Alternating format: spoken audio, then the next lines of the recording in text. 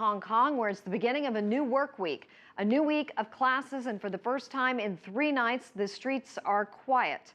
But as protests entered their 4th week, students have become more willing to confront police.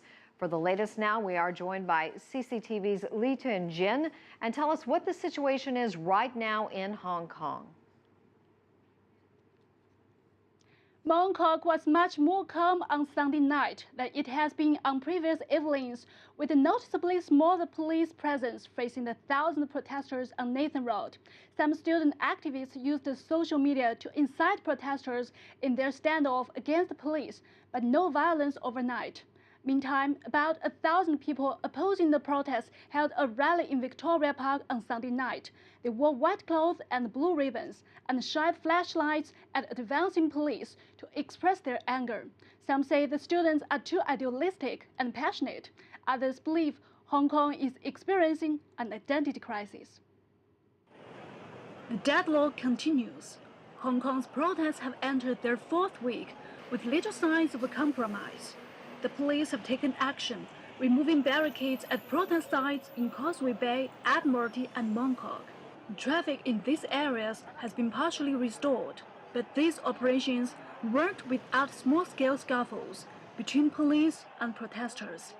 But now, in what could be a major breakthrough, Hong Kong Chief Executive Leung Chun-ying announced he'd be willing to talk with protesters in the coming week.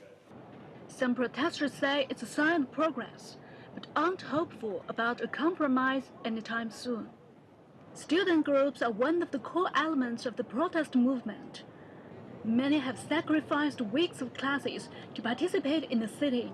They are all there of their own free will, but there is an element of social pressure on campus.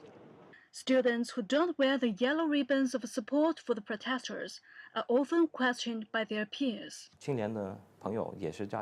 Some friends told me that when their children go to school, their classmates or teachers will give them yellow ribbons. The students are just teenagers. They don't fully understand politics, but they have to take it, as it's about respect to their teachers and friendships among classmates. It's not a good way of education, as it forcefully exerts one's opinions onto others, especially young people. All this at a time when Hong Kong is experiencing an identity crisis. Many here refer to themselves as Hong Kong people rather than Chinese. Analysts say lack of civic education may be to blame.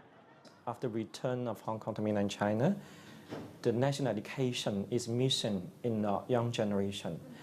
The education reform since the 2000 year has been launched, and the liberal studies has been moved in, while Chinese history has been moved out. So the young generation on education since the return of Hong Kong, they have no idea about the achievements in mainland China, and they have no national identity of themselves. Protests in 2012 saw the government abandon plans to introduce patriotic education. Some students saw it as a kind of brainwashing.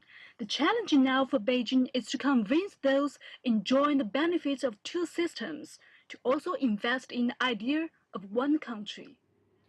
Demonstrators have accused the police of using excessive force during the confrontations. Chief Executive Leung Chun-ying said external forces from other countries have encouraged the mass sittings. Take a listen. You are saying that there are external forces involved in this whole movement? There are external forces, yes. From which country? Well, from different countries in different parts of the world. I shan't go into details, but this is not entirely a domestic movement. Lee, tell us what's expected to come out of the talks on Tuesday between the government there and the students? 2 hours of talks are scheduled on Tuesday. Many protesters say they will watch the live broadcast. On Sunday, Leung Chun-ying reiterated the government's stance on constitutional reform. Students are demanding the public be allowed to nominate candidates for Hong Kong's chief executive. Some argue the government is not willing to compromise and say one negotiating session is not enough to bridge the differences. Many worry if there's no progress from the talks, tensions will escalate. Susan. Jiejun reporting live from Hong Kong. Thank you for that.